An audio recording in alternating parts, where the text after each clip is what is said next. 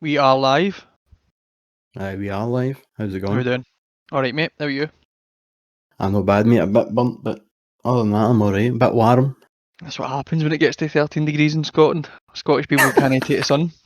Aye, mate. Fuck it, telling me, mate. You're telling me I go outside, I get burnt. But I'm actually not too bad. I've got a bit of brown on me, which is alright for a change.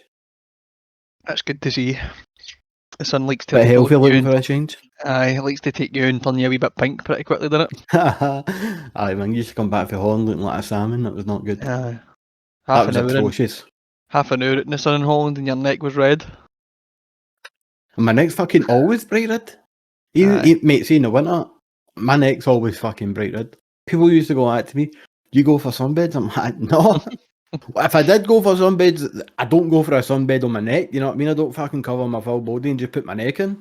Aye, like you go in with masking tape and you're just trying to get a wee bit of tan in the back of your neck. You know what I mean? I don't know what it is. I always get like a pure roasting neck. It's fucked up, man. What's the sun for then? Is that for playing tennis again? Taniqua, a wee bit of tennis, mate. How much did you play? Well, so, it was Thursday, it was Friday the day, innit? So it was yesterday, it was like Thursday, so I didn't play since, was like a week maybe, 5 days.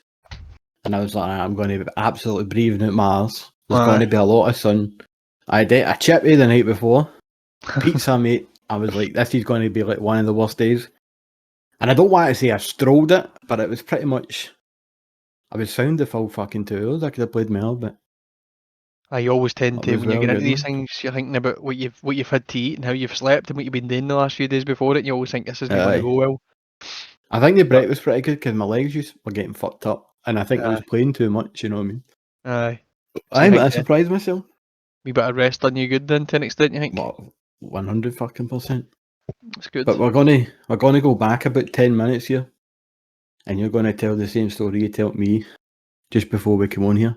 What happened last night, so everybody can get a wee laugh. So for anybody that listens to this, and thanks to the people who did listen to the last one. Get a lot of people speaking to us directly who said it was pretty good for a first podcast and it kind of flowed well and sounded good. So that's good to hear because we're just trying to be the normal as. We're not trying to make anything spruced up or anything fancy. We're just talking about something we both love. So, but anyway, got up during the night last night to go to the toilet. When I got up during the night for the toilet, I don't put any lights on. I like to stay kind of mellowed and in a sleepy state. And I finished at the toilet and I turned around and went to walk out the bathroom and walked into the corner of the door. So I've got a cut in my forehead. And I felt to say I woke myself up as well. That's incredible, man. That's too good. You know, do you ever like fucking? This is what I usually do. Well, usually there's enough fucking like natural light coming in through the window because I don't pull my blinds down or whatever. Yeah. Do you never just take your phone and then just turn it the other way and just like use the lock, like just press the power button so you get a screen, you can just get a light in front of you, you know? Aye, I could do that, but it's not even dark to be honest with you. It's just that obviously it's light Just one of the early in the ones. morning. Aye, it was dark enough for me not to be thinking or seeing right. And I must have had my head down and just bang. You sure you pissed in the toilet? I hope so. I hope so. There's not been any complaints today since, so As long as you didn't find it in the kitchen, it's alright. maybe presents. That's incredible, man. That's absolutely incredible. So if we're going to upload this one to YouTube again, I'll send you a picture so you can put that just for 10-15 seconds when we're talking about it, so people can see the mark in my head. In fact, I could slap that on. I don't even know what we used last time, but I'll try and figure that out. That's fine. You want to get into the aftermath of UFC 263? Aye, of course, that's a biggie. I'll let you start off, obviously, because it was a really good night of fights. So you can kick off. And I won a bet, I know. So you did. Mate, do you know what it actually feels like? This was about a month ago. This event. It feels that long ago. It was weird. It's well fucking strange. It was weird, but I think both of us were pretty much on the money with all the predictions. Obviously, other than the co-main event, you got that right in the money. I had picked Figueiredo to win by submission, and he actually got submitted. So there you go. That's Richie's luck for you. Everything else, pretty much the two he's agreed on was dead on the way it went. Kinda. I know it said, "Is he finish?" I said, "Does he finish?" I can't remember what you had went with. I think I did put him down for a finish. Did you? Aye. But Aye, we'll go through it in stage by stage if you want to cover it that way, so we've got an order to it at least. aye, definitely. So what I've done is I've wrote out like obviously the main card, but I wanted to put a spotlight on one of the prelims. It was Terence McKinney knocking out Matt. I can't remember how you say his name. Frivola? Aye, well, that's how you say it. Did you see that? I did. Aye. That's quite nasty, wasn't it? I didn't tune in to the early prelim card. I normally would, Yeah. but I was chilling in bed before I got on. So by the time I was catching up, I was seeing the Twitter action. So I had to go and figure out what had happened, and I was surprised, to be honest with you. It was nasty. Did you see the fight, and did you see what happened after it? No, it was just a clip of the finish, so maybe a minute's clip was all. Aye. Right, so he knocked him out, right? Pretty fast, clean, boom. Then he was like running a bit. You take it, he injured himself. Like fucking, I never say Johnny Knoxville. What do you call that big Brazilian cunt who knocked Johnny Walker, place? Aye, that's the one. I don't know why I was going to say Johnny Knoxville. But anyway, I saw he was like running about the cage, and then he went to like jump up to sit on the cage. But then he said something along the lines there, like, tell not to do that anymore, they can get fined and whatnot, blah blah blah. And so he kind of like jumped on it, but put his arms on it and sort of like pushed himself up. Aye. And then he obviously had second thought, so he jumped half. And then fucked his knee. I don't know how he done it. And didn't he do a backflip or anything like that? I don't understand what he done to himself.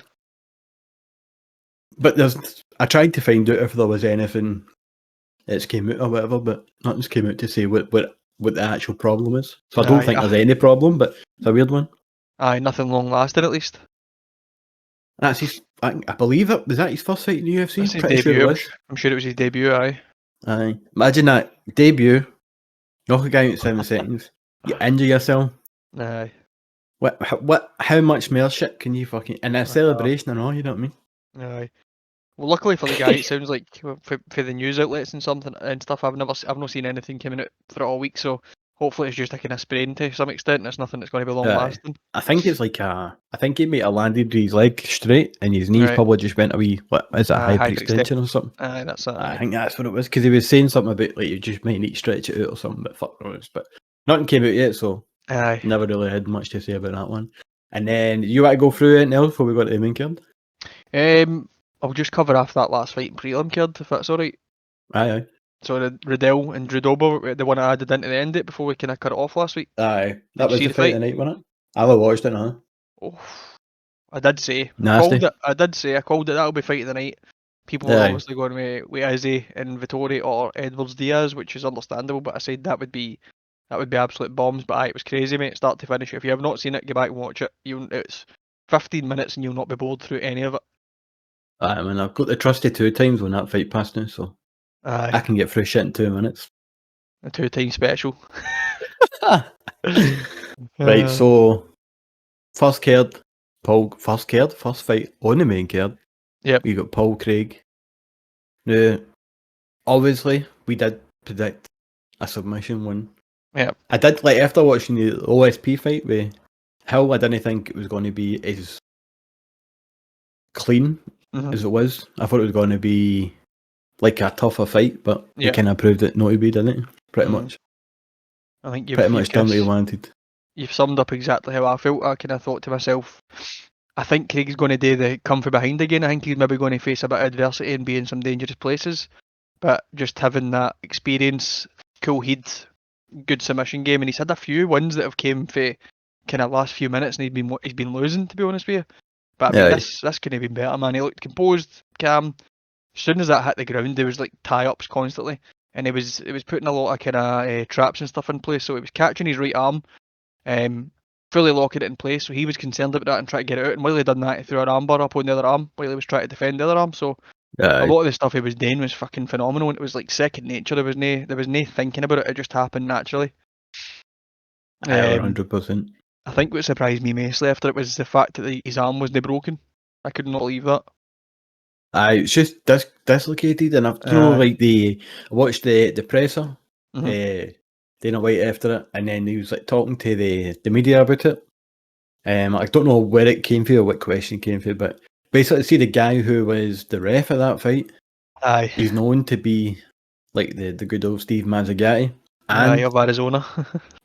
and he's also got a black belt in Brazilian Jiu-Jitsu, and you never noticed that guy's arm Aye, in I that seen state. that. You know what I mean? It's a bit of a strange one. It was one of the first things they covered in the presser, wasn't it? I did see that. Aye, But it's wild, to like, be honest with you. like you. Obviously, I kind of. Well, I didn't watch that fight live actually. Right. But obviously rewatching it back, I know exactly what happened. But like watching it live, you think you would notice that, wouldn't you? Like the guy's arm was, as Paul Aye. said, like a.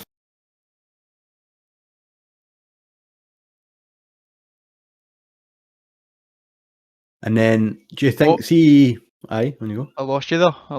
You kind of cut off in the middle of talking. aye, go to me now. Aye. Right, Golden, you had a wee bit, yeah, Aye. sound. Right, yeah. So after rewatching it, right, so obviously, I think it was a triangle arm class sort of situation had him in, wasn't it? Aye, so I think the actual break, or what we thought was a break anyway, took place for a full armbar position. So he went belly down, Aye, and then he basically used his elbow to force his hand backwards, I think. And it was at that aye, point that it obviously dislocated. But then mm-hmm. there was no stoppage for the referee, so it was switched to a triangle to lock him in better place, and then the strikes just started flying. Aye. So see, in that transition hmm from the armbar to the triangle, it looked like Hill was trying to tap, right? Aye, he was like panicking. You could see almost, wasn't it? Aye, but like he had nothing to sort of like pat Tap against, if on. you know what I mean. So aye, so there was no mat, there was nobody there, but I'm pretty sure, like from what I can see, from what I've seen, it looked like there was going to be a tap because Mhm. obviously if your arm done that, you're going to fucking tap it. You know what I mean? Unless you're an absolute psychopath. Aye. But I think you like anybody in that position would probably tap unless you're fucking Noguera or something like that. That's exactly it, mate. You know, you get these actual Brazilian Jiu-Jitsu black belts that are kind of they'll go out in their shield. They would rather have something snap or go to sleep than actually tap out and have face the shame of having to tap out. I fuck that man. Um, I'd be tapping out in about 3 seconds, man. I think you're right. He was definitely trying to tap out there, and then it just became too late to the point he was getting fully elbowed and hammer fisted in the face, and that was how it stopped it. Aye, definitely. It's went down as a submission to Amber, but I'm pretty Is sure it it? was I'm pretty sure it was a TKO stoppage. In my honesty, but no, I've got it done as a KO TKO. Aye. I'm sure it was. Aye, that's Um, what I've got it as well.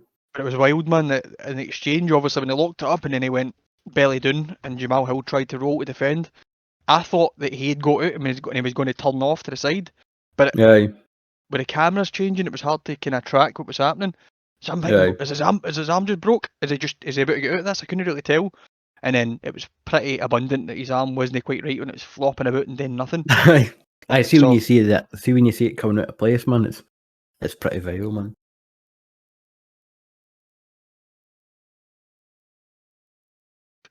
they Right. obviously had a wee exchange and stuff like that and spoke to each other. And then the Aye. referee called them both into the centre to give the verdict to the fight. And Aye. so Hill's standing and he's holding his hand, right. So he's holding the damaged arm's hand, and the ref Aye. took his other hand, so obviously to hold each person's hand, and the arm just Aye. fell and started flopping about, and the whole crowd just erupted that they've obviously seen it in the big screen. Oh, gives me the heebie Aye, fucking aye, jeebies, man. it was Gives a me creeper. heebie. It was a creepy shot. Aye.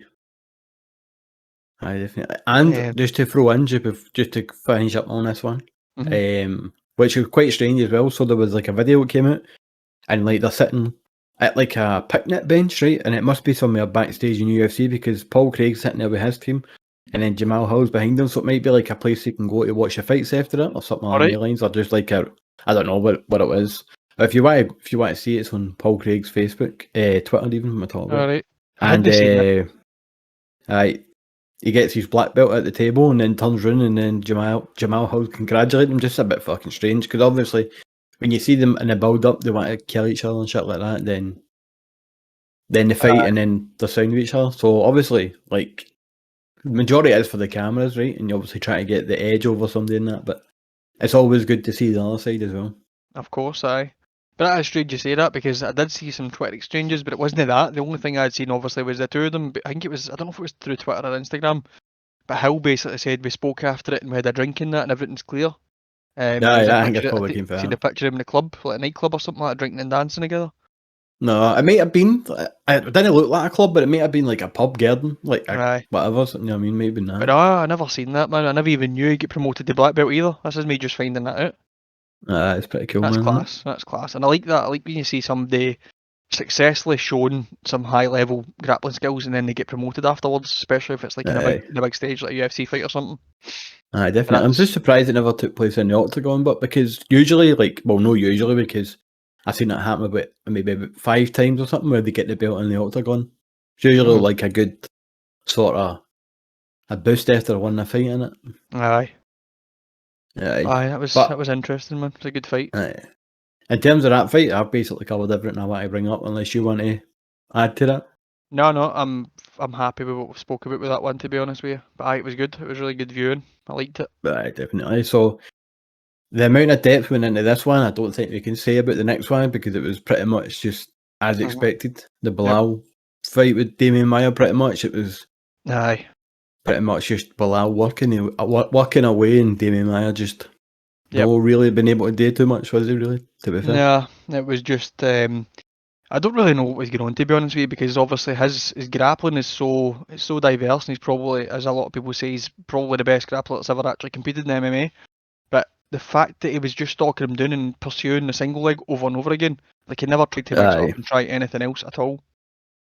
It was kind of strange, but he's like the what do you call that? The dying breed of the old fighters that pretty much and everybody's sort of like.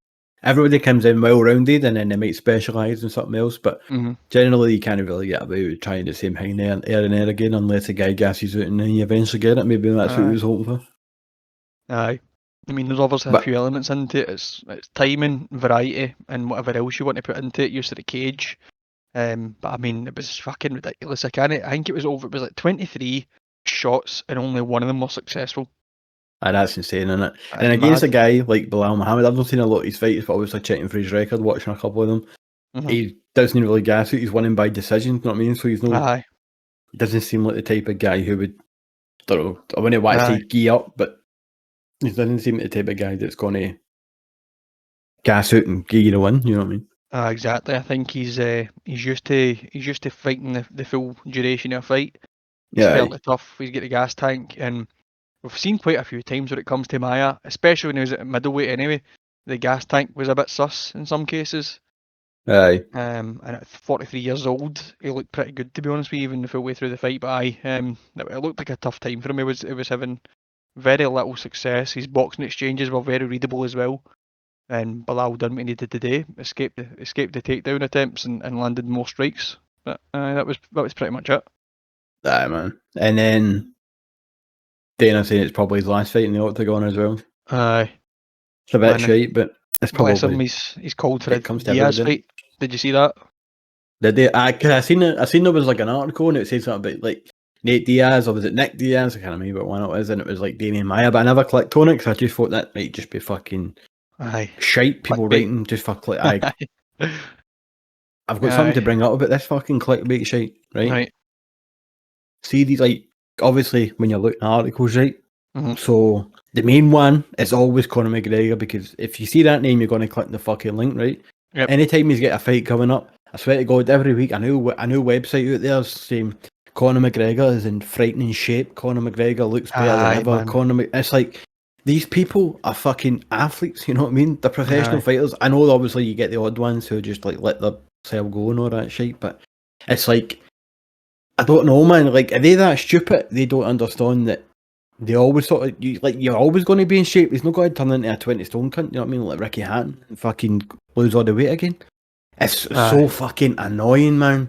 It's always like in frightening shape and this and that, and I just, every time I see it, I just want to fucking scream at the person who wrote it, man. It's so fucking annoying. Definitely is the clickbait thing, especially if you're using something like McGregor. 100%, Need to take a drink of water, I choked her.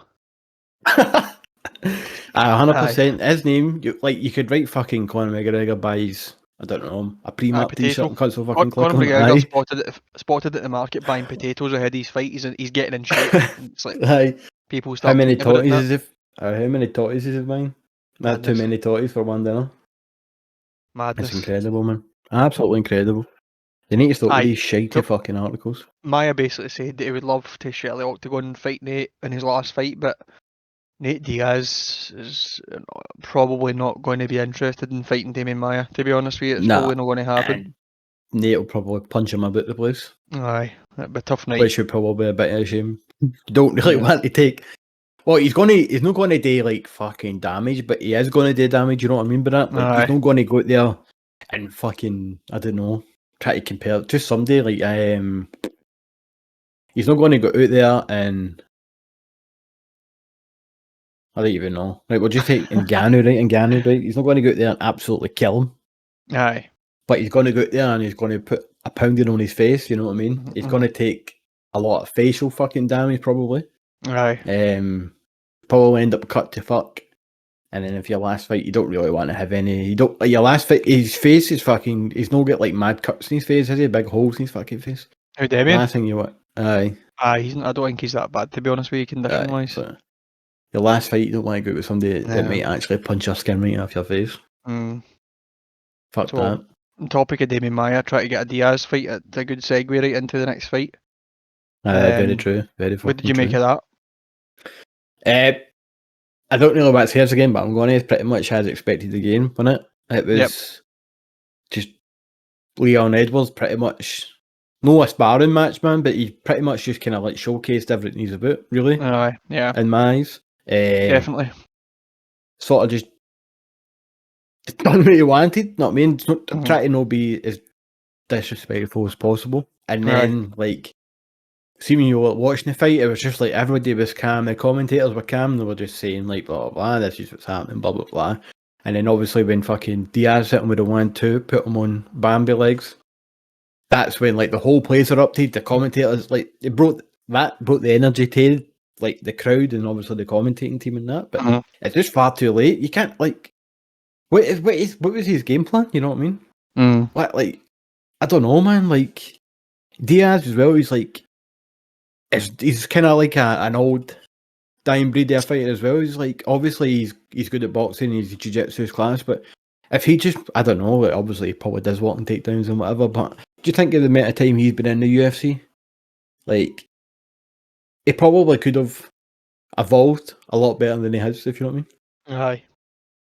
Aye, it's been a weird career, to be honest with you. Like, I think the stardom type thing was long burning, to be honest with you. Like, his time in Tough and that, there was always something likeable about him. You know, obviously he had a good skill set as well.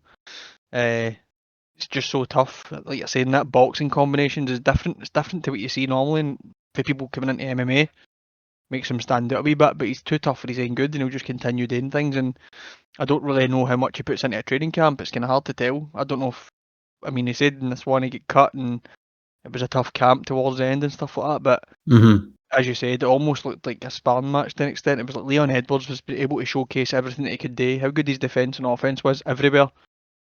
Picked him apart pretty much the entire fight, and it was just cruising to a victory. I mean, I don't know, maybe if the kind of gas tank was getting a wee bit and he was starting to tire out just towards the end of the fight, or it was just complacency because he hadn't really seen that much danger. He got caught with a couple of punches, there was nothing really bad in it. He got caught with a couple of leg lock attempts. I think there was like 2 or 3 heel hooks that Diaz threw up. He got himself out them pretty soundly. So I think he was kind of, obviously the confidence would be through the roof because of what he was doing. He was just teeing off and then he got caught. And I was listening to a podcast, I can't remember who it was, it might have been his Ping podcast, and he said it was a shame because, again, the Leon Edwards cuss goes on. He's doing so well, he's on this streak, and the fans aren't buying into it yet, and then he has this fight where he looks phenomenal for 24 minutes. It gets rocked with a minute to go, and that's all people are talking about. If only Diaz one more round. Diaz. When really he still get leathered for a full fight. It's still the headlines with it, and that's something that's like that's always something that's going to happen. Like if you can rock somebody in a fight, like if you're the one, if you're like Leon is the like I wouldn't say he's an exciting fighter to watch. But he mixes it up and he does what he does, and that's it. Like I'm never excited to watch him fight or whatever. But everybody loves Diaz, and like as soon as like all it takes is one thing, and it did happen, that one thing, and then that's it. He just steals the headlines, even though he lost. Then invited. all the fans back to his fucking gaff for a party. Aye. What is that all about? It was That's some interesting to crazy watch shit. anyway, man. The fight was good. I thought it was just Leon cruising, getting Yeah, to display skills, making a name, people going to buy into him after that, and then that happened. But it was a think weird it hurts one. his chances at a title shot. Possibly. I don't know. We'll see. Strange, innit? The Kobe one's obviously that's what's happening next, but we'll see what goes on after that. It should go to Leon, but definitely should. Is there Well, Kobe's going to get it next anyway, yeah. and then the next fight, unless it's a tight fight and then Kobe wins, then they're going to have a trilogy fight with Usman Aye. and Kobe, just because that's probably the only fight that will sell with Usman in it. Mm-hmm. You're Probably. right. Kobe definitely in the division has the best chances. The two of them are as good as one another. I think Aye. that the gas tank in Kobe is unreal. Same. Aye. It's the exact same with Usman. He's amazing. He can fight for a distance, but the Mhm. way his kind of boxing combinations have came are really good, man. He's obviously kind of settling into backhand power, and his jab, as you heard, fucking Whitman saying, his jab, he's got a championship jab. That's why he's a champ. It is. It's fucking right down the middle. It's a laser. Timing way it's Aye. spot on as well. Aye. Sorry to go off topic, man, but did you watch a Far Gilbert on. Burns fight with Usman? Aye. Oft. Oh my god. Usman was Was out it of there, mate. Oft. He was first getting round? done in. Aye. Aye. It was not looking good at all, but for some reason, I don't know if Gilbert Burns' bottle went just with the excitement and hurt him a couple of times in the first round, but he was throwing fucking really strangely timed leg kicks, and Usman just got his timing done and was jabbing him every time his back foot came off the ground.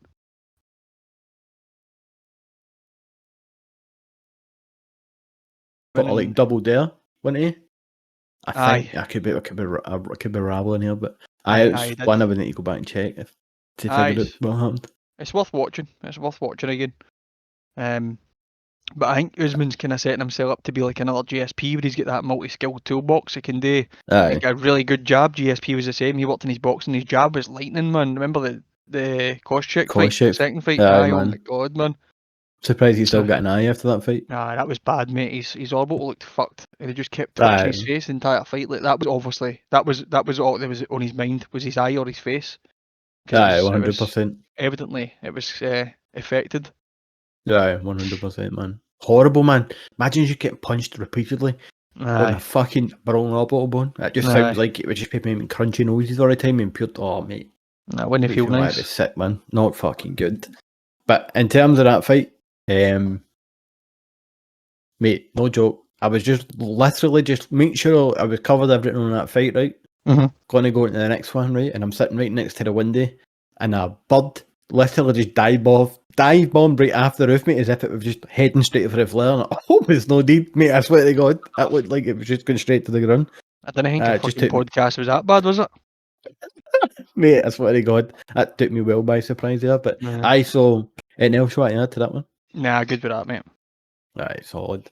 And then we get to the one, mate, the one. I can't believe that I fucking predicted that we guy to win. After it, like, it may have come from my inexperience, or like, I know about the two fighters in the co-main event, right? Obviously, I've heard some stories, seen a wee bits and bobs and that, right? But like, I know a wee bit about, a little bit more about Moreno, and I know less about Figueiredo, right? Aye. And I think that's probably kind of steered my prediction to that. But I did watch the first fight between them, and I did think like the body lock takedowns were going to be something that he could take advantage of even a little bit more. But you did like, say even that. after You said that in the first. You said that in the first podcast when we recorded it. You noticed that was just easy for him over and over again, repetitive. Aye, 100%. And then see, when after speaking to you about it, when you were talking about the jiu-jitsu, and then like reading, like watching videos and stuff like that, I was like, I kind of made a pick that not a lot of people would have picked, and I think it was due to inexperience. Obviously, I won it, right? But I think a lot more people were going with Figueiredo because he's a lot he's a lot more fucking well-rounded compared to him. But I think, in my eyes, he's like one of these fighters that comes in who, like, you've seen it a couple of times. I can't really bring anybody up to mind, but like, people who come in with good submissions, but then they fall in love with stand-up, and that's literally all the day. They forget about the other shit. And I think he probably went that same route as other people went. Just Aye. forget about that. And just because I can, like, if I could knock some cunt out with one punch, I'd be like, fuck, I'm doing that every fucking time, you know what I mean? Aye. Like, Tyron Woodley's probably one. We've seen it a But he million was times. exhibition, it was wrestling on it. I've seen it a million times, man. It's like Koscheck was one of them as well. Started knocking people out, so was focusing purely on stand up. But he'd Aye. wrestled for that long in his life that he was kind of just thinking, I don't really need to do that because I know the inside of my head, the inside of my hand. But skills, these kind of skills are perishable, and people forget that, man. It's like you might have done it for a long time, but there's wee tiny nuances that will fall away for your kind of your normal reaction if you're not practicing it or doing it still in repetition. So we Aye, do see that 100%. happen, but Wee Moreno looked amazing, to be honest with you. There was not a kink in his armour at all. He looked unreal, start to finish. I'm sitting watching it going, right, Figgy looks as if he's not getting settled in here. Maybe he's just taking a minute. I don't know what he's doing. Just trying to get settled in. He's trying to find his timing, and it never really gets started at all. Mm-hmm. Do you think there was anything, obviously this is just speculation, but do you think there was anything leading into the fight? Have you heard anything at all about him? Was it just... Yeah. I mean, I don't know. There's always, you know what it's like when somebody is in the spotlight and they suffer a loss, they tend to have something to go to. And I don't know if it's just because they need to have something consciously to blame so that they can build themselves back up and correct it. But did you watch any of the kind of weigh-in stuff, the weigh-in live, the recaps, anything like that? I seen the weigh-ins, like the stare-down at the weigh-in, which was a strange stare-down. Aye. After the build-up, saying he wanted to fucking basically, I don't know if he said these words, but basically he wanted to fuck him up in a sense. And then there's it some looked weird pure stuff. chill. There was weird stuff going on, definitely. Do you think there was something outside of fighting that I think the last fight, right? This is the first fight they had. So obviously both of them had fought 3 weeks previous, right? And Figgy apparently is a tough weight cut. So people were saying maybe the last time that two close fights so close together affected him, and that's why he wasn't able to finish or perform properly. Because Figgy would have won the first fight if it wasn't for that low blow. So this time around, people thought we're going to get the real one. He's going to be prepared, like I was saying, he was going back to the jiu-jitsu roots to kind of defend them in his takedown situations or even look for a submission finish. But the weigh-ins are obviously opened for a set amount of time. Not the live ones, the actual weigh-ins early morning. And we literally had a minute or two left. Figgy came in. He was literally the last person in the scales. Was he? And he made the weight, and he was basically carried back and he was greeting after it. I seen the greeting, Like, that's so fucking brutal, innit, man? Aye. That is actually so brutal. Like, you can obviously tell, by looking at the two of the bodies that he's gonna have a tougher cut than him, man. But like there's a video that I've always skimmed by on YouTube, man. It's like a video of Cyborg weight cutting, and I've never clicked on it. I don't know why I've never clicked on it because obviously it'd be interesting to watch, man. But there's the thumbnail is her literally grating her eyes out, man. And I was like, what the fuck? It's horrendous. You're in a bath, you're bawling her eyeballs out. You should watch it. It's a good one. See the shit that you just need to go through just before you fight. Like, I know a lot of people have said this, and people are probably fed up fucking listening to people saying, "Oh, these fighters cut weight and they can damage themselves, they can kill themselves, it can affect their performance." But why the fuck are you putting yourself through that before you need to fight somebody? That just seems crazy, man. Yeah. I just think it's one of the things it's been in sport in general when it comes to like wrestling and stuff and boxing and whatever else. Obviously, because at one point in time and close to the fight, you need to be like for like with your opponent, and I don't mean same height, same age. I just mean the same weight category because obviously your strength, punching power and stuff, because a lot of that is dependent on your weight versus your opponent. So, see if you get two guys, right? Let's say you get Mighty Mouse and he's cloned himself, but the next Mighty Mouse is he's a welterweight. The welterweight is obviously going to absolutely demolish the flyweight version of him. It's like for like skills, the person who is heavier is going to have the bigger advantage. So I think that was what the idea would be. But then you're looking at people, one of my favourites, my main favourite back in the day, Alves, he's hitting 171 £, and then the next day he's 200. Next morning he's 200 plus. That's actually insane, man. And he was really bad. He was still quite small for the division height wise as well. Aye, he was totally, man. Like, even if you watch his last few fights, he fought a guy called Curtis Millender, who knocked him out with a flying knee, and he's 6'3". Alves is 5'9". Fuck's sake. That's actually insane, isn't it? And then when you think like Cormier is 5'10", 5'11" or something. Aye, Cormier is 5'10", I think. Aye. That's Aye, insane, isn't it? that But is he mad. fucking absolutely tore up the heavyweight division, but He's just on a different level when it comes to just pure skills of wrestling. He's obviously aye. good at he's get good at the striking as well. His hip dexterity was pretty well on. I don't know if you've ever seen him throwing kicks. His kicks were decent, man. He would do some jumping kicks and stuff like that. I can't mind the front kicks, no, I can't mind. He obviously I had just that remember settled in punch that power too. aye. I just remember the fucking Dan Henderson fight when he was throwing a foot away in the man. It Aye, was mate. fucking Literally like an empty trachea with it. it's actually insane, man. It really is actually insane watching that Aye. fight. I'm But gonna talking need to about go back and watch that. you should. It's a good one. I watched it not long ago. Aye. But talking about weight cuts and weight classes, have you ever tried DMT? Only be a monkey that's sitting next to me. JB, pull that up. Oh my god. Maybe what they should do, right? Is when you're cutting weight, just get them full of DMT. Mhm. And then they might not remember it. Mhm. It's sorted. I don't know what No? you could obviously sit here and have a million ideas, but at the end of the day, we're probably going to be nowhere near close to what the actual situation should be. But Aye. Like obviously I've heard people talking about it, sounds quite cool, man. Just to say this before we move on, like mhm. the hydration test a day, is it 1FC or something like that? So they Aye. have like you're no well obviously like you will be to a certain extent damaging your body, but you're no like redlining it. So Aye. obviously I don't know if that can be fucking what do you call that? I mean something can be like abused, or like you could cut rapid weight and then just hydrate a wee bit, then you'll pass a test and it's Aye. still going to be the same, but you just need to try and figure out another way around it. Mhm. Maybe that's a possibility, but I don't know, Aye. man. Just literally fucking fight at your natural weight, but you might not have an advantage at whatever, man. But like Mhm. everybody else will need to go up and weight anyway. You know what I mean? So, Yeah. There's a lot of people who are very smart in and around sports. So no matter what it is you do, there's always going to be somebody trying to get the upper hand, and they will get it aye, through one avenue or another. 100%, mate. Like the TRT shit. Fuck's sake. Aye, that's a loophole and a half, that, isn't it? That was crazy. That was like, mind how big that was for a while.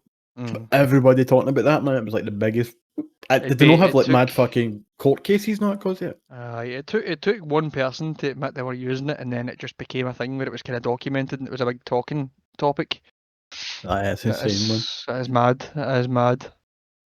Crazy. I wonder.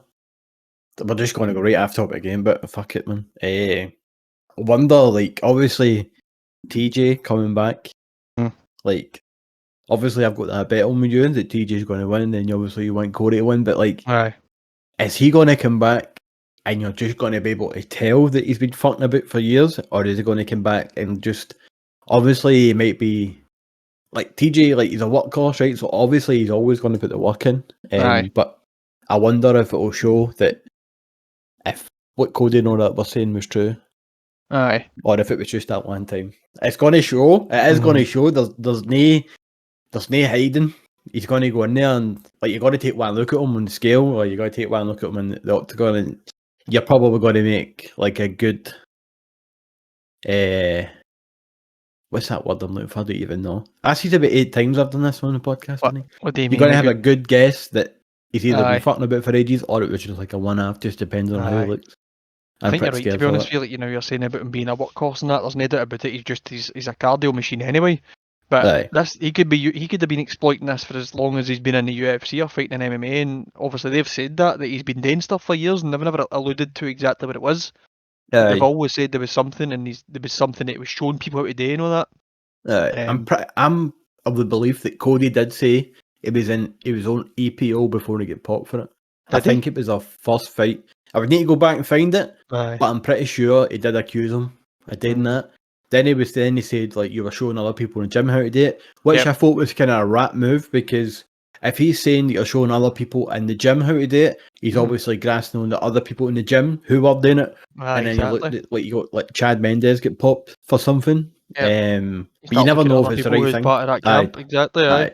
Like Chad Mendes is a fucking beast, man. You know what I mean? So if Aye. you tell me he was on something, I'd believe you. You know what I mean? Because he was fucking massive, man. He's always been a bit of a tank. He was a kind of Sean Shark again, wasn't he? Is that kind of same stature frame? It was an absolute tank, man. An absolute tank. Right, But it's so interesting, man. 100%. So just to go back to the Moreno fight, We pretty much got everything covered on it. Anything else you want to add to it? Nah, I'm pretty happy with what we've covered in that fight, to be honest. Obviously, just to go back a wee second there as well, like, did you see him after he won? He's just like looking about as if, Aye, alright, it's cool, I've won, and then he was like greeting and all that shit. that was mental. It was That nice was to quite watch a nuts. wee guy and the realisation that he just accomplished, didn't it? Aye, He's a cool wee dude, man. 100%. He's a cool wee guy. Definitely. But, 100.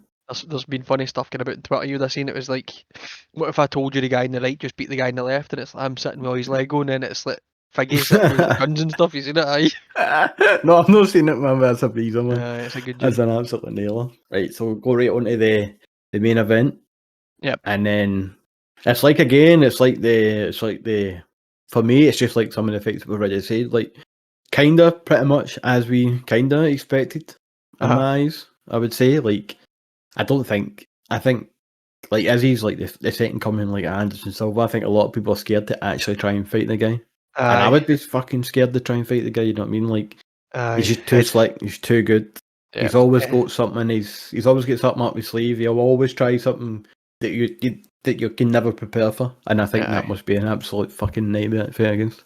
Aye. There's been so many fighters in the history of MMA and boxing and whatever else that you tend to find somebody who's very dominant and good at the day, and there's like an aura that surrounds them, and it looks like people are so scared to be whatever it would be, like approach them, get into their distance, fight with them in the ground, exchanges in wrestling, whatever it would be. So Anderson being a prime example, you could tell people just weren't settling in because of what he could do in an instant. And as he's becoming that same thing, man, it's just like you don't want to do anything stupid. Like you watch people, so many people, me included, I had Paulo Costa knocking him out. And a lot of people in and around the sport thought the same thing. Paulo was going to corner him in and knock him out. He's been finished. He's been knocked out with hands before in boxing and kickboxing combinations. So people could have thought, oh, if he can be knocked out in kickboxing. Bearing in mind, though, I don't know if you see the guy who beat him in kickboxing. He's probably one of the best in the weight class ever. He's unreal. Is he?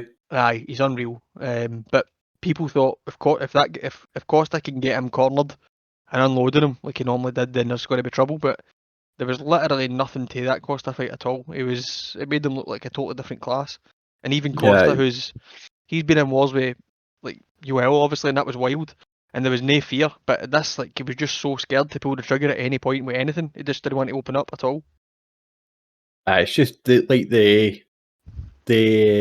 event got to him, like how big it was, probably fighting for the title for the first time. I'm sure if he did get another crack at that title, even though he's been sitting and saying mad shit about YouTubers getting paid more and all that, I don't think he's in Dana's good books, but I don't know if he'll get another crack, man, but if he does, he'll probably take a lot more chances. But like as you say, like, we see the fighters doing a presser, doing a weigh-in, and then doing the fight. You don't get to see anything else, and you just never know what was going on in the background that could have made him, that could have affected him. Like, see, as you get older, like, see, when you're younger, you don't really realise like how much real life affects you in certain situations.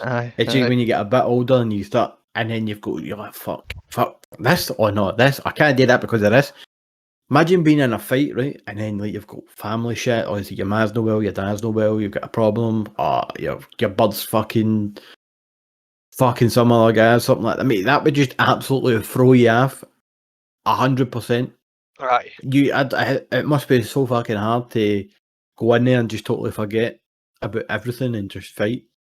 And I think obviously a lot of people can manage that shit, but obviously, like, there's two routes you can go. Obviously, you can go, if you're going to be a fighter, like, you just stay single, you're pure driven and that shit. But obviously, like, if you're got Wayne's in that, and then obviously you can get extra motivation because you've got Wayne's. But there's so many different variables, man, that can come into play, and it's fucking bizarre, man. It's fucking bizarre. There's so much to it, like you're saying. Nothing's ever straightforward. And there's always, like, that's how you see these fighters. They separate themselves from a family for like 2 or 3 months, depending on what kind of level of fighting it. There could always be things that are going to hinder your performance. It's going to be in the back of your mind, or you're not training properly because of this, or you're not giving it your all. You're not getting good sleep. You know how important sleep is. If something's in your mind, even if you're separated from that situation, you're still thinking about it at night. And if you're not sleeping, you're not recovering properly. And that's where it comes fucking tenfold in it when you're lying in your bed. You got to go to sleep, man. You go like, you forgot to wipe your ass when you done a shit there, didn't you? And Yeah, you're like, hey, I need to go back with my ass. No, I mean, that's it. That's when the human starts to process everything they've done, and you just 100%, man. sit there thinking about a lot of stuff. So it's easy to see, man. Like I can do. I work in an office, right, and I can sit at my desk and I've no slept properly, and I can't perform. So Aye, imagine having the pressure of doing something like that in the same aye. situation that's been on for months. And then your fucking eyes, your eyes feel pure red raw. Aye. See that feeling, man? It's so horrible because it stays with you all day, and there's just no getting away from it. Like everything else feels good, man, but and you can feel your eyes are red raw, and you don't feel right in your own head, and you're just like, I just want this day fucking finish. But you don't want to go to sleep now because then you're going to fuck up that sleep, and it's just going to continue. You know what I mean? It's mental. What was I going? What else was I going to say? I think that's me. That's me. Well, unless you want to add any more to that fight that we watched, it was pretty much self-explanatory, wasn't it? It was. really It was. We'll just read.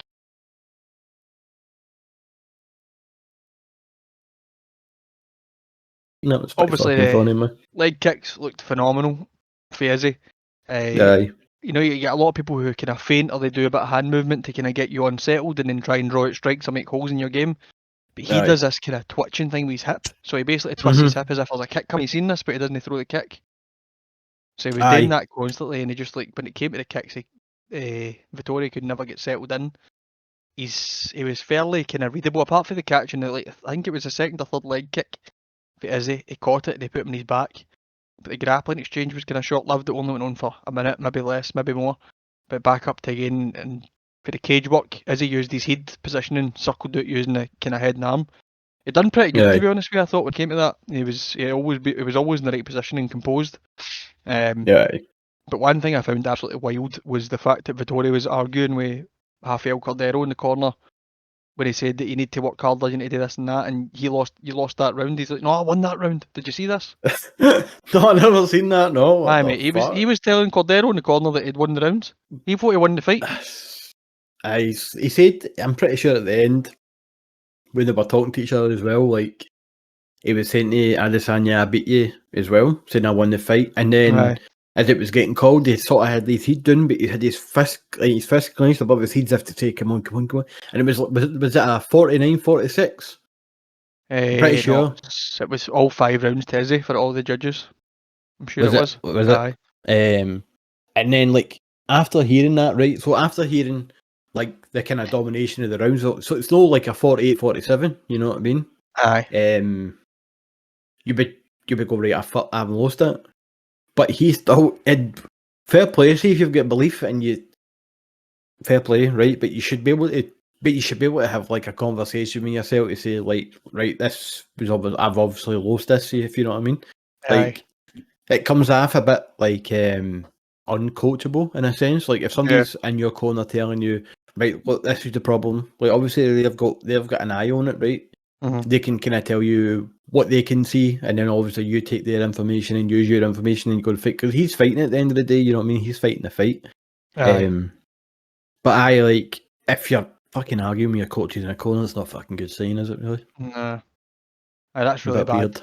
It's really bad, man, because you should always listen to your coaches no matter what, because even at the end of the day, right, see if somebody's there and they might not even be in your corner, but they're watching something that you're performing in, it's so hard to gauge how things have went for you if you're performing. So if you're getting somebody corrupt and saying, by the way, you lost that round there, or you might have lost that, you should listen to them, because they're seeing a perspective that you're no. Aye, 100%. He was just in denial, to be honest with you, and he just... I don't really know, man. He was saying I was having success with my boxing combinations. He was offloading and he was using like fucking 10-punch combinations sometimes against the cage. Granted, it was kind of paused, but he wasn't even landing or glancing a lot of it. I don't know what his strike count wasn't great. Weird, dude. Very weird. Aye, he's a weird guy. It was on full display for everybody to see on that fight week, man. There's going to be, I think you're right, there's going to be a few long-standing memes coming out of that whole build-up, isn't there? Well, 100%. That has to be, man. Just wait till Darren Till gets hold him and raw dogs him. Darren Till. I was going to say something about him and I can't remember what it was. We were kind of talking about something and it kind of sort of... talking about just to go back a couple of bits, like he seems to be able to do like the obviously. Do you remember the press conference? He was like, I don't care about my daughter and all that shit, which was a bit fucking crazy. You remember that? Aye. Aye. So like he seems to be able to cut off. Mm-hmm. Like, have you seen he done a video? Was it with Mike Perry one time? And he was like, and he must like rent a house when he's training. And he was like, Oh. one of them smoke a joint with me, mind? Did you remember seeing that? No. No. No, like, so he's talking to him and he's like, this is what I do in fight camp. He's got like a chef in the house and Aye. he's just got a room and then he whipped out a doobie. It's pretty funny, man. But Is this Till or is this? Darren Till. Is it? Aye. Aye, man. I've never seen it. So I think that's. he does it pretty well to cut off for the whole Aye. situation. Especially saying shit like your daughter doesn't care and all that shit. But I think that was. I mean, that's for fucking MMA media to the maximum. But you say something that gets Aye. fucking blown out of context. Darren Till doesn't Exactly. care about his family. It's pure. Shut up, man. Don't you have any fucking think about things when people say them? They don't actually mean it literally. They're just trying to get. They're trying to convey what's going on in their head. Aye, like the media, like they literally hear a story and then they think, how much can I rip the cunt out of that story, but still trying to keep it in what the lines of what we said, if you know what I mean. How far can we stretch it? You know what I mean? How bad can we make it look? That's pretty much it. Aye. But I like anything else you want to go over on that? One more thing. Talking about Darren Till, obviously him and Vittoria were meant to fight, and Till pulled out with a shoulder injury. But I don't know if you've seen this. I think I might have said to you when it happened, but Vittoria had tweeted at Darren Till and basically said it'd be an honour to fight Darren Till. Was a great fighter, and I'd like to see who's the best in the UFC or who's the best at 185 from Europe. And Till said, "Aye, let's do it. I'd like that fight." And Vittoria said, "Aye, that's good. I look forward to that." And now I'm looking forward to my first meme.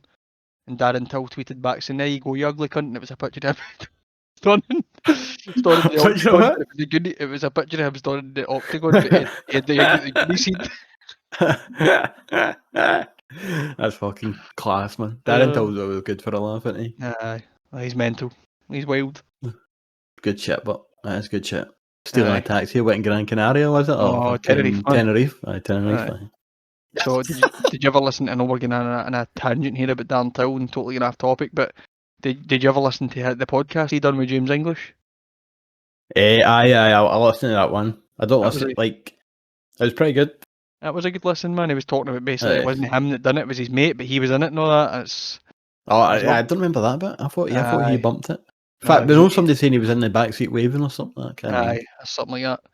But he's you can tell he's just a normal guy. He's probably, when he's not in the fighting, fighting mindset or training camp, he's probably a fucking wildhead.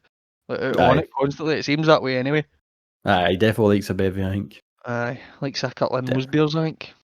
I think he hangs out with Terry Eppman, didn't he? Outside of fighting. Terry Eppman's a Calborn fighter, so same team. Right. And then that story about him going, he did in that bus window and shit like that, mind? Well, he's a wild man as well. There was a few stories about him back in the day. Man, I think Liverpool's just like Glasgow, isn't it? Aye. Pretty much. I think so. Same idea. Apart from they've got guns down there. Aye. Don't want to mess with that shit. Right, so on to. I think we're going to get through we're going to go through these fights fairly quickly, to be honest with you. I've tried to sort of like build a story and try and get as much information I can to try and like cite myself up about it. I'm not going to lie. I looked at this card and I thought, fucking hell, do I really need to look at some of these fights? But there was one fight that I was looking at and I was like, I don't even know what the fuck to say about this one. And then I looked into it and it actually got me hyped as fuck. I started getting goosebumps and shit. So that was pretty good. But so I'll run through that in a second. So the first fight I've got, which is Matt Brown versus Diego Lima. Now, this is a fight that I'm not particularly interested in. Obviously, you've got Matt Brown. Was up like back in the day, he was always like good for a scrap. Now he's kind of getting older. It's just the same scenario with sort of like Damian Maia in it. It's just like he's got his moments. He can win a fight, and then you've got Diego Lima on the other side, who's like a pretty cautious fighter, I would say, for what I've seen. I think it's just going to be pretty much Matt Brown just chasing after him and probably just get picked apart like pretty easily, I think. I don't see it being much a contest, to be honest. I think it's just got to be one of the fights where Matt Brown chases him. He just got punch, kicks his way, decision pretty much, and I think that's how it's going to play it. Aye, What it's do you a think? kind of weird one, to be honest with you, Matt. Like you said, Matt Brown was always exciting back in the day. Still is exciting. It must be what, Aye. 39, 40, 41, something like that now. He's older. I think he's 40. Is he? Aye. But he am I right in saying he's lost his last two? Aye. Who obviously get knocked out by what's that guy's name? I quite like him again. Miguel Baeza. Baez. Aye, that's the one. I nearly said Baeza looking at it. Who else was it? It wasn't And then he Sorry, lost was to it? Condit. So Last it was two. Condit decision. Aye. Condit one was interesting. Condit looked pretty good. There wasn't really much to it. The Baeza fight was really interesting. I don't know if you've watched him fight before, but he's class. He's a beast. No, that's the first time you see his name. I'm probably know his face, but I've just seen his name and don't know who it is. Caramel Thunder, his name is. I'm sure it's his nickname anyway. Follow him on Instagram. But, he's good, man. He's kind of long. I think he's maybe 6'2" or 3. He's a long guy for the division, and his leg kicks are thunderous, man. He's got good boxing combinations, good movement. But in that fight, Matt Brown swarmed him, hurt him pretty hard in the first round. It was fireworks. He still looked good. He get caught right at the end of the second round, and then at the end of the first round, and then early in the second, he get finished. But he was looking alright, man. He was doing alright mounting an offense. Lima's been kind of touch and go, to be honest with you, and obviously he's got a big name because he's brother and they're kind of standing there. Came out doesn't excite me for what I've seen, man. To be honest with you, he's in good fights. But I think he fought Jesse in the finale tough, lost that. Obviously Jesse get cut again for doping. And I don't think he's done really well, to be honest with you. In fact, I think he actually might get cut after like one fight and he's returned again. I'm not too sure on that, but in his last 5, he's won 3, lost 2. Right. I was surprised to see that Yoshino Kami beat him. Like, I see that name, so obviously I was used to that name being like floating about, and then I think it was in 2018. I was like, what the fuck? Aye, I'm pretty sure. Aye, and I was like, what? Because it was I remember that happening. It was but on a Justin Gaethje fucking kid. I'm pretty sure. I'm not sure. It was 2018. Poirier fight, maybe. Is it? I think so. If my memory serves me correct. And I was like, what, Yoshino Kami? And I was like, is it the same one? And I clicked on it and I seen him, he's been building up. You still don't get a hair transplant. So rather than break down all the stats in here, the stats that I kind of want to point out, which might go in the favour of Matt Brown, but is that Lima seems to absorb more strikes than he dishes out, and it's vice versa for Matt Brown. So it could be in for a good night, but I don't know. I doubt it. I really do. Lima will probably take it. I just think it's going to be one of these fights, just chasing him, and he's just peppering them, and then that's it. You know what I mean? Straight to a decision for Lima, I've got. Yeah. I could probably see that happening, to be honest with you. I'd quite like to see Matt go at fireworks and do some work, but 100% come in with some nasty elbows or something. Aye, he's dangerous, man. He's like a shark, totally in it. It's like smell blood and he just goes wild. Yeah, man. Do you remember what he did? He fought Wonderboy. Wonderboy's second fight in the UFC, and everybody's like, "Oh, here he comes. This guy's the second coming. He's striking his next level." Brown took him to deep waters and elbowed the fuck out of him and beat him. I can't mind. I think he gave him his first loss in MMA. He leathered him. But Brown's a nitty-gritty person. Gets in your face, but nearing the end of his career, he's had a few losses recently. He's been finished a few times as well. Lima has lost a few fights by finish as well, to be honest with you, but he's not been too bad as of late. So probably the fact that the age thing, declining career, I'd probably say Lima decision. That's exactly what I was going to see it. So, anything else you want to cover? Anything else you want to put on top of that one? Yeah, no, all good. Right. So the next fight, mate, I've got a fucking. I swear to God, every time I see this guy's name, I just think of Foreman Mumming out of Bad Santa, that Wellington Turman guy. Mate, every time I was looking at this fight, right, and I kept going, I need to stop thinking this because I'm going to end up saying something stupid. But as soon as I seen this guy's name, I was like, right, Foreman Mumming. I bet you tell him a sandwich and wins a fight. So the guy's fighting is just coming into the UFC, first fight in UFC, it's his debut, right? This was a fight I was looking in the card, right, and I just seen this guy. I'm unsure of his name. I've never seen this guy's name before. Never seen him fight. I don't believe. And then I just seen he was coming like on the other side of the UFC website. It was just the black default fucking placeholder, and I was like, oh my God.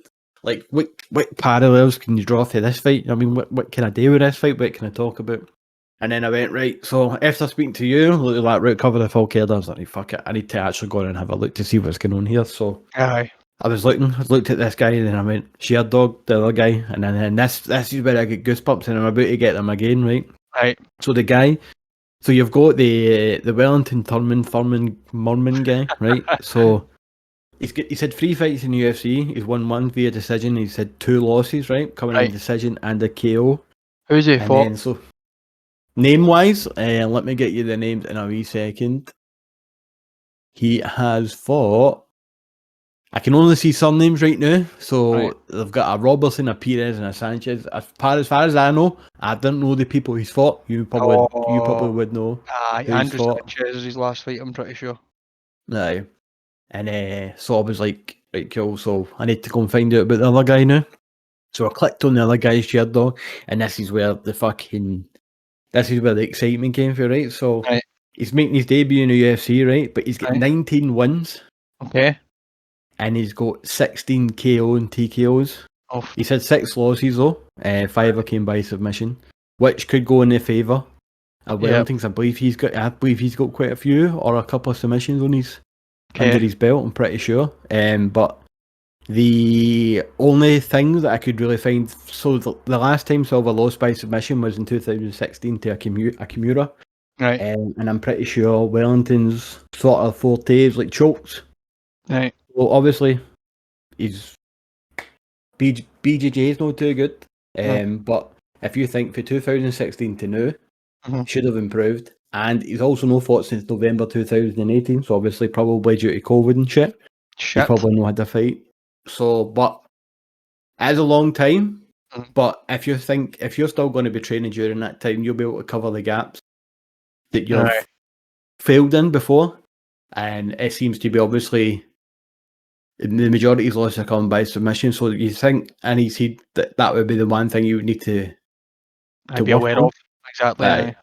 So just by looking at the amount of TKOs he's got, I was fucking very excited to put him in, and I've even put him on to win the fight by KO. Aye. That's a weird one, to be honest with you, because I don't really know much about either of them. I don't know anything about Bruno Silva. I feel as if I know that name and I've seen him fight before, but obviously if this is his debut, then it's not the person I'm thinking of. Aye. Turman, I think I've seen his fight. He fought a guy called Andrew Sanchez, I'm sure, and he get knocked out second round.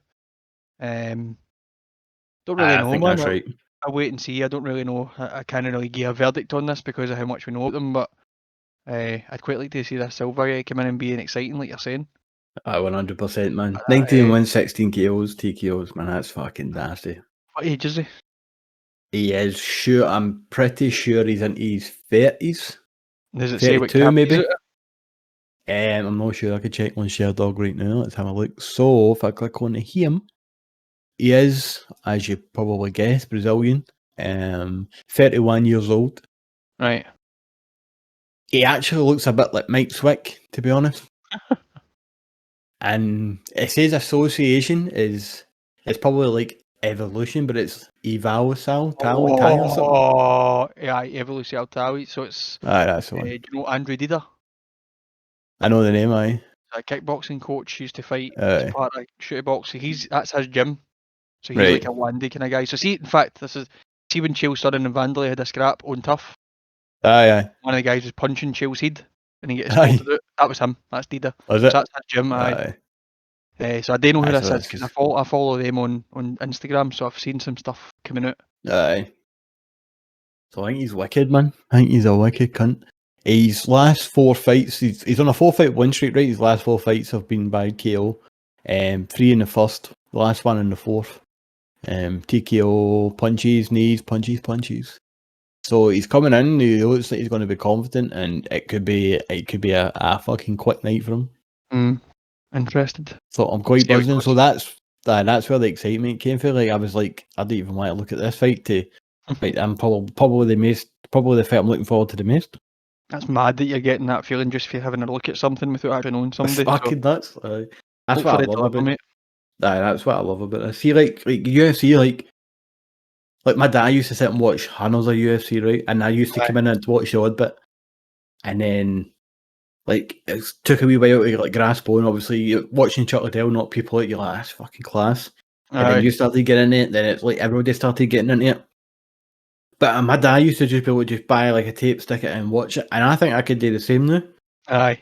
There's just something like people probably go, this cunt's fucking rambling at her shape, but I can sit and watch like a full card, like the first prelim on the card right to the main event, providing that it's only at a fucking reasonable time and I'm not to 6 o'clock in the morning. But see, like if it was like 4 to 12 at night, mate, I've been like it's few and far between that I would miss a full event. I'd watch the full thing start to finish and I could do no bother at all.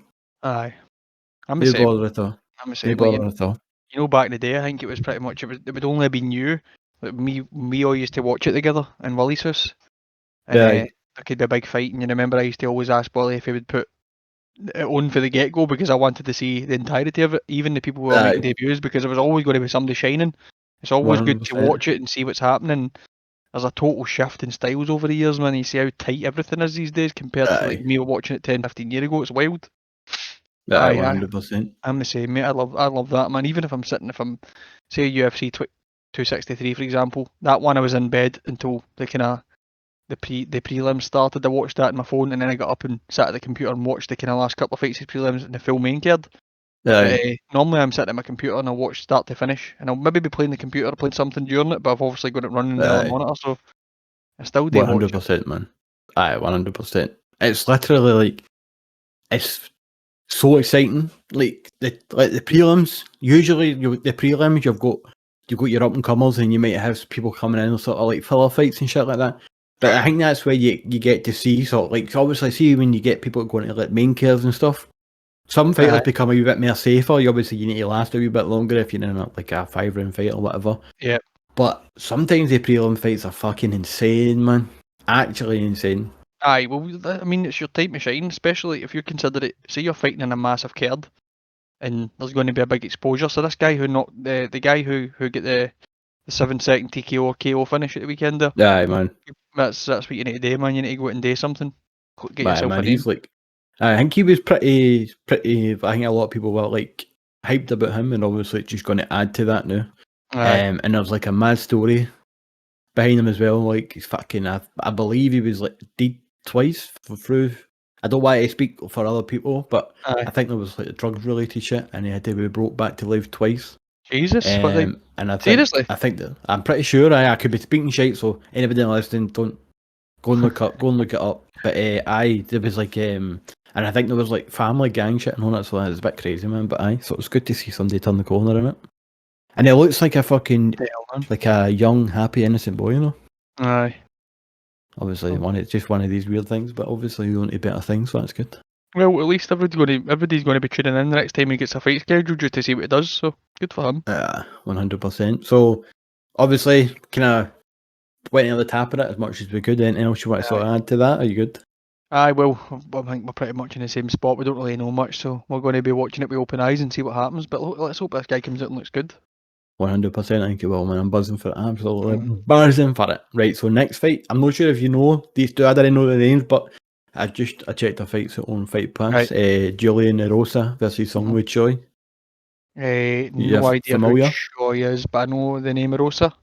Yeah, so I've got a wee bit of info to go behind. So it seems like the Julian Erosa guy seems a bit like a nutcase, to be fair. He seems to love to get into people's faces. He windmills people, mate. I swear to God, mate. He looks like an absolute. Aye, mate. He looks like an absolute nutter. And see, looking at his record. I've got his total fights here. So in 25 wins, so 25 wins in his career. He's got 11 TKOs, KOs, and 11 submissions. So I don't think he's going to be in a boring fight for what I've seen. He looks like he's thrown in at you. He's like flying knees. Anything that he can throw at you, he's always in your face.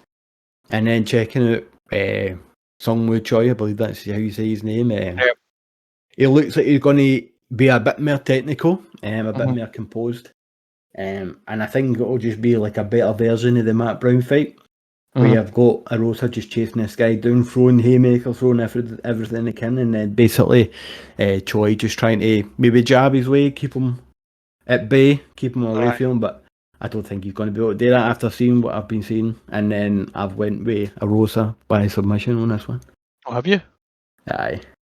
I have no idea, man. So, Choi, how many fights in UFC has Choi had? Do you know? I believe he's 9-3, but let me just double check.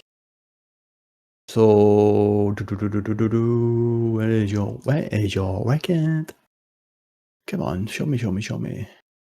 He is.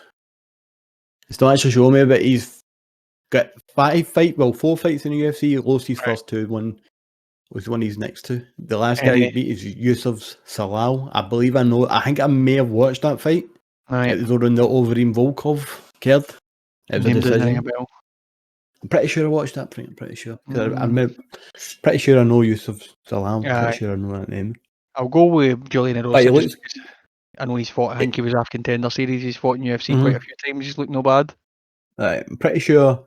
He also Suwon Choi get beat off Mosva Avlov Oh, or Evlev. Oh, something. he's class. He's a great fighter, man. Aye, he's well good. Yeah, He I just know you fought. didn't know that name. I know a lot of people were talking about him.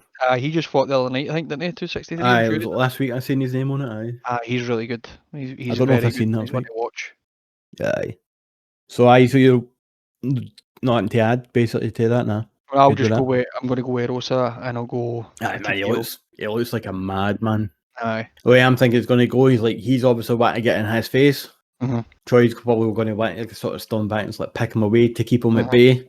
Mhm. And then it's going to get to the ground, and I think that's when the submission's going to come in. But Yeah. let's see how it plays out. So next fight you've got the rematch. I don't remember if I'd seen the first fight, but after rewatching it, it looks like Cheeto's evolved in more way than one. And David Grant just looks the exact same. If you look back at the fight, Cheeto just looked like a wee boy pretty much, and now he looks like a man.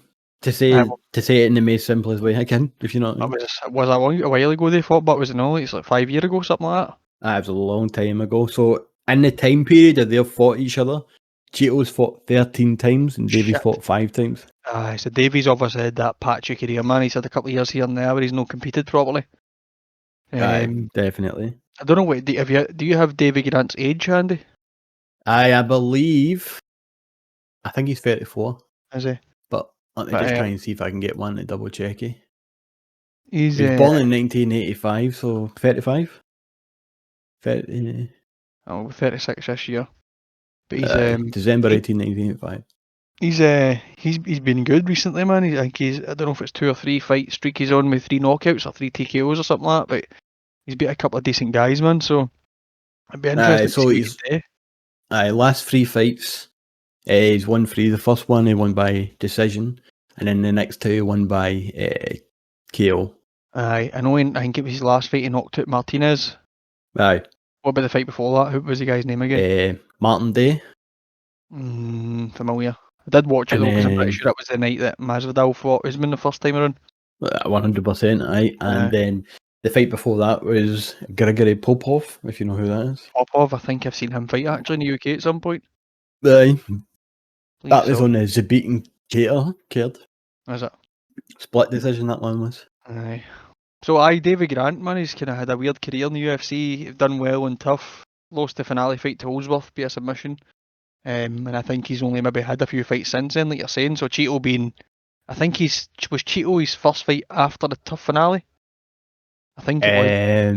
Let me have a wee gander, see what I can see. So, it was. It was. So he's a few. His career's been a kind of strange one, but Cheeto is he's a household name to some extent now. A lot of people know who he is. Because of the camp he fights out in and the people he's fought recently. Obviously the victory over Sean O'Malley was a good one. But he's good. Cheeto's really good, man. He knows how to bring it, he knows how to have a good fight. He's good everywhere. Fought Aldo and really didn't have any hand for him in the last fight. Did you see that? No, I never seen that last fight. I didn't even know what happened. I was looking at the record and I seen Jose Aldo and I was like, what the fuck? Nah, he didn't really have much, to be honest with you. He couldn't get going and Aldo just beat him. I think it was probably a 30-27. I don't really remember, but there wasn't really much going in the way of Cheeto. But other than that, I think he's really good. I think he jumped in a last minute fight against Idong maybe 2 years ago, and it was at featherweight. He was up a weight and he lost it by decision. But I think it was like fight of the night. It was fairly close and stuff. But Other than that basically if you take that out and you're looking purely at the division that he fights in, I think he's in bantamweight. He's like 6-1 in his last 7 fights. He's came a long way. Davy Grant's been 100%. underdog in the last like 3 fights, and he's come back and won them by KO. He's looked really good, but I think Cheeto is maybe just a wee step above where Davy's level is at just now, I would say.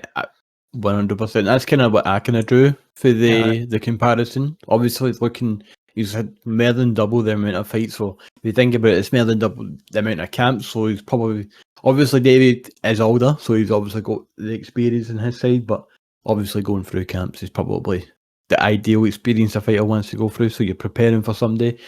Like your coaches are getting to know you a lot better. You're sort of coming into your own game at that point. You kind of know what works, you know what you want to ditch, and you know what you want to improve on. And I think that's probably going to get him the nod in this one, so I went Cheeto to knock him out. I'm going to go with the same thing, to be honest with you. Cheeto TKO. KO TKO devil. Even though the other guy shares my fucking name, I have to go against him. Davy's good, man. He's an interesting guy. I do quite like him, to be honest with you, but I think Cheeto's going to be a tough fight for him, so I'll go with Cheeto. Same as you. 100%. I think it's just looking at it on paper. It's like a wise choice, didn't it? Really, the next fight. This is another one where I had to sort of try and obviously I think everybody knows who Alexei Olenek is now. He's been fighting in the UFC for a wee while now, but the guy he's fighting, I believe his name is Sergey Spivak, I believe. Sergey Spivak, Olenek, which quite strange to me, which obviously goes to prove that the heavyweight division isn't that populated with good fighters, is actually sitting at rank 15, which I thought was a bit strange in my eyes. Obviously, like he lost his last 2 fights, but I don't know. I just never expected him to be ranked at all. So I think this is probably the UFC trying to build like another heavyweight coming in, because I believe Spivak is a lot younger than him. So I think this is the UFC just trying to get another heavyweight, like young and new, to come in and freshen stuff up in the division, because it is kind of like, if you think about it, like you've got Ngannou, you've got Curtis Blades, you've got Derek Lewis, and then who else have you got? You know, Tom Aspinall's coming up, and young guy. Aye, UK. I think like you're saying, they maybe try to build a base up and get some more names into that division. Aye, 100%. Lennox good, man. Like you said, I think if you have in front of you the records and stuff, he's fought in the UFC quite a lot. I think his first fight was like 2012 or 13 or something like that. He's been there a while, man. Like, he's legit. His record is probably one of the craziest I've ever seen. Just looking at it, like, because I was looking at it and I was just like, what the actual fans, man. I believe he's had, like, in his whole career, he's had 59 wins, right? 15 losses and 1 draw. And then he's coming up against a guy who's 12-2. Jesus. So obviously he's always going to have the experience on his side. And any fight that he probably goes into, the amount of times that he has fought. Yeah. But I believe he's coming off 2 knockout losses. Derek Lewis is one of them, right, saying that? Aye. And then Dawkins. Is it Kyle? Kyle Dawkins, I'm not 100% sure. But he's a big white guy. I recognise the name. I think he's like a cop or something like that, I heard. When he's gone back in France, I think he's 3-0 in the UFC as well. Right. Or 3-0 in his career or whatever. But I think this is probably Olenek's, is it like the last song and dance, you see? I think he has a good bit older, man. He's been fighting a while. He's been kind of patchy, but he's done a few weird things, man. Like, I like the guy. I quite like him, so I follow him on Instagram.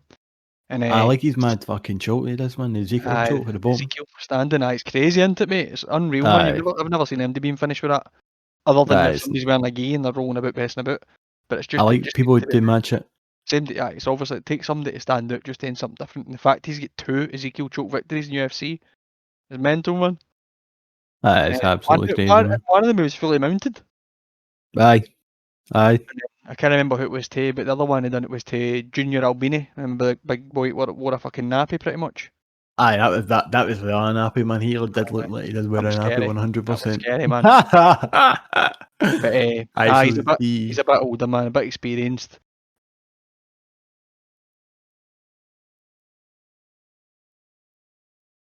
navigate yourself to a win.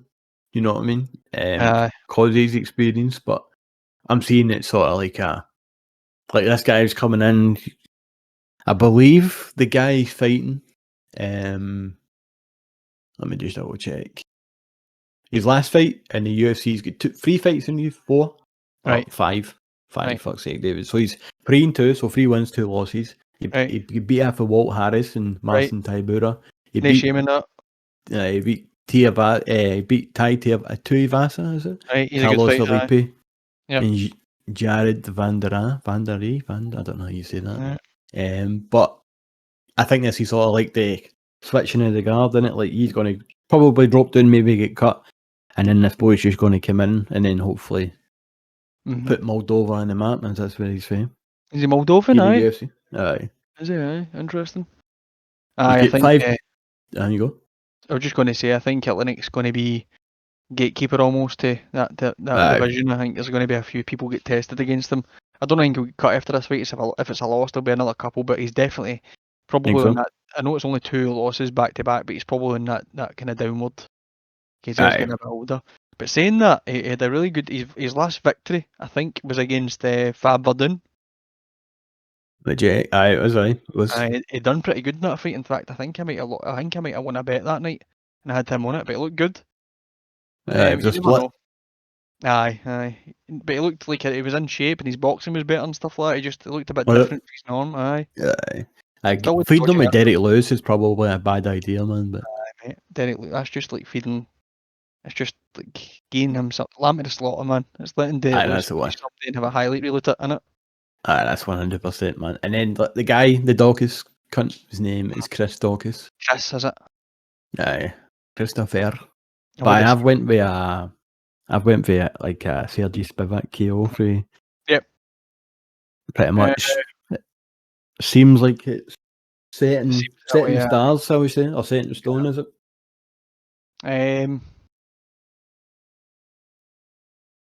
I'll go to be different this one. I'll go Atlantic with a submission victory. Aye. Nice. I'd like to see it, man, but I don't know. It looks like somebody's knows dad, doesn't it? And you look at him. He looks like he's hurting. You're always going, what's that guy doing, man? How's he trying to use that machine? And he always looks like he's sore, man. He always looks like he's kind of hunched down. Let's see how he gets on the crafty bit that he is. Right, anything else you want to say about that one at all? No, mate, all good. On to the main event. Yeah, so obviously the main event, I believe, is probably if Korean Zombie wins this next fight. If he wins this fight in this particular fashion, and then obviously you've got Yair and Holloway, but so I would say if Holloway beats Yair and Zombie wins this impressively, he probably gets the next shot. I don't think they're going to get him Max again. We'll see. We'll see what happens. You can't give him a third fight. You can't do it, man. Even though like a lot of people have went backwards and forwards on like the fucking decision or whatever. Aye. It's like the only thing it counts is wits and paper. Unless it's like a clear robbery, then obviously you can run that back. You can obviously go against that. You know what I mean? You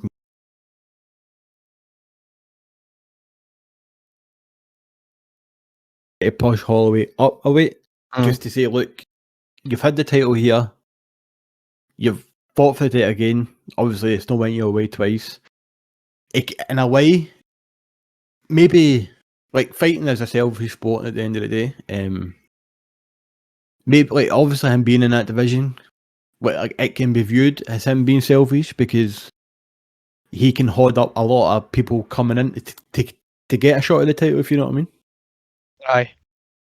And then I thought Dana would work his magic and say, look, if you go up to lightweight and then take it, you know what I mean?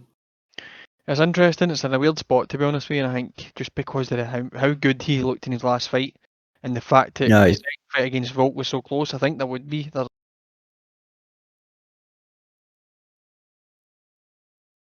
Knocking that door to get a good shot at it, and there's a lot of good fights to be made. It's a weird one, to be honest with you, this main event. What do you think of Ige? Have you seen much of his fights? Yeah, so I've heard a bit of obviously hype about him. And then I went back and checked a couple of his fights. Obviously, see, when did the nickname come about? Because I know obviously when he came into UFC, I believe he was like impressive, and I believe he was getting finishes. Aye. And then now, like the last couple of fights have been decisions. So I was thinking to myself, maybe you should just key up that nickname, by the way, because it doesn't look like you'd be fucking getting any 50Ks anytime soon with that record. Aye. I But think there you go. he's had a few wild fights, even if they didn't end in a finish. It's just been a few. Mm-hmm. There's been a few fights that were quite exciting back and forward. I think he's got quite a few decent names in his resume. Barbosa, I'm pretty sure he beat Barbosa as well at some point.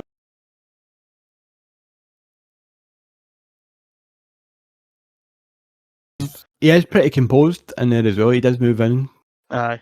quite fast. His footwork looks good, definitely. And then in this fight,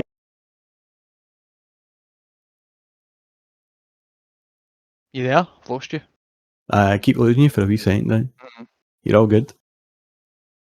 Yeah, he's fought. I think he knocked some do it pretty quickly in his last fight. But the fight before that, he fought Qatar in the main event, and Qatar beat him fairly convincingly, for what I remember. It was pretty much just a kind of like a stalemate fight. Pretty much, it was just like coming in and out. It wasn't too great, but obviously outside boxing, leg kicks, cage work, and stuff like that. But there wasn't really any grappling exchanges, for what I can remember, was there? Nah, nothing I can remember either. Definitely no. And I think that's probably the way he's going to approach this fight against Zombie, because I think Zombie will be in his face, and I think he's going to have to play the role of sitting back and trying to control it from the outside. Mm-hmm. I can see that pretty much being gone that way. And then hopefully, and I say hopefully, we get to see another Zombie submission. I'll take a twister. Aye, something wild. I'll take a twist. I'll take another one of the twisters. I believe he's got 2 in the UFC, is he not? No, I'm pretty sure he attempted one. Aye, attempted one and didn't get it. It was what was it? Who was the guy he got on again? It was the Mexican dude, wasn't it? Aye, Leonard Garcia. Aye, man, I loved that guy, man. He was an absolute fucking nutcase. 100%. 100%. What's your thoughts on this one? It's a good one. I like the fight, to be honest with you. Obviously, Korean Zombie's a fan favourite and everybody loves him and stuff. Aye. I think he's in and has some wild fights, but he's been finished by strikers before. He's a striker himself. He's a good fighter. But I think, to be honest with you, there's something about it, man. He's got a lot of openings there. He throws a lot of strikes and leaves himself in danger, but there's not a lot of people that can capitalise on it. Right. Because he's absorbed and he's striking are pretty much pretty much the same, and just because he will be able to walk through some people's punches, but other people want to be able to take his, and you get that obviously confidence to be able to push that in, but when that chin goes, and then that's obviously when you start to see a decline. But his last fight, obviously, he fought Brian Ortega, he lost a decision, which who's fighting for a title now, so you can't really say too much bad about that. And then obviously the Frankie Edgar win, which was pretty good, but obviously with Frankie getting towards the end of his career as well, and having hair in that fight was probably a bad luck as well. That wee fucking afro he had was fucking stupid. Aye, I think it was maybe the fight before Frankie, or maybe a couple back, but he fought a guy, Renato Moicano, and he fucking landed a nasty combination on him to finish him. Aye, pretty quick in the first round. I think it was nice. Aye, that was the fight previous to Edgar. I believe the first fight, was it his second fight? Actually, the second fight he came back for doing the military was Jair Rodriguez, and people were saying he'll let you know the same in that. But 2 wins against obviously the guy you mentioned, and then Frankie Edgar. Yeah. I'm thinking to myself, maybe he's back in the swing of things, so I'm excited for that fight as well, man. 100%. Me too. It's a belter, man, and I think he's. Definitely. If you look at them side by side and who they've fought, man, like Korean Zombie's a massive name. He's fought a lot of really good people and beat some really good people as well. Definitely, but I don't know. I kind of like Dan Ige. I like him. I like his style. I like him as a person and stuff like that, and I kind of follow him. So, don't know how you're feeling about this one, but I'm going with Dan Ige in this. Yeah, I am Zombie. Team Zombie, mate. Oh, yeah. Team Zombie all the way, but no the Rangers team. Hopefully Jacko listens to and gets to this point. Aye. We need to do some Polish. Need to get it translated into Polish for him. Yeah, put the subtitles on YouTube. That's it. So, anything else you want to go through? No, I think we've covered that full card and went over. Obviously, recapped the big fights last week and went over your decent win that you got, mate. So Aye, not bad, mate. congratulations. Let's hopefully we can fucking let's go for the Keep double going. champ status. You know what I'm talking about? That's it. Fuck you, So McGregor. You know what I'm saying? Then we've I'll got be going for fucking.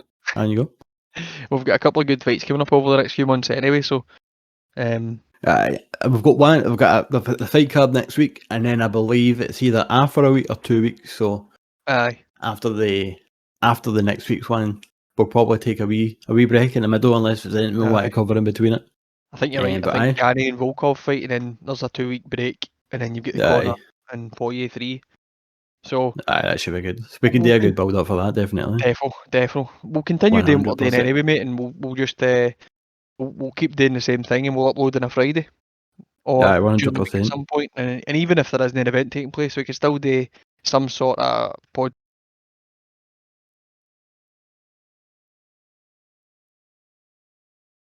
It Come was good back to in talk again. about the fights last week. Did you lose me there? Aye, it's all good, but you're back. You're all good, baby. Aye, 100%, mate. It's always good to have a fucking good chin mag about it, but It is. aye, I believe that's everything from me. Alright. You want to say anything else?